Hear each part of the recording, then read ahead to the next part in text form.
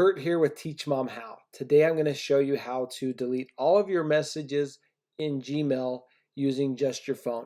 It's super simple. Follow along. Here we go.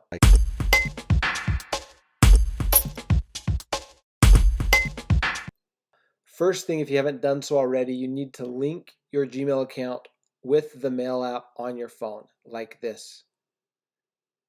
You go into Settings, you search Accounts, you click on Accounts and Passwords, you click on Add Account, and you choose Google, and then you log into your Google account. I've already done this, so I'm going to go back to my Mail app now. If you have not done that, pause and go link your Gmail account with the Mail app on your phone. You cannot delete or bulk delete all of your emails in just the Gmail app. You've got to link it with the Mail app on your iPhone. Okay, now that we've got it here in our inbox, all we're going to do, it's super easy from here. In the top right corner, we click Edit. Top left, we click Select All. Then down here in the bottom middle, we click Move, and we choose Trash. And that's it.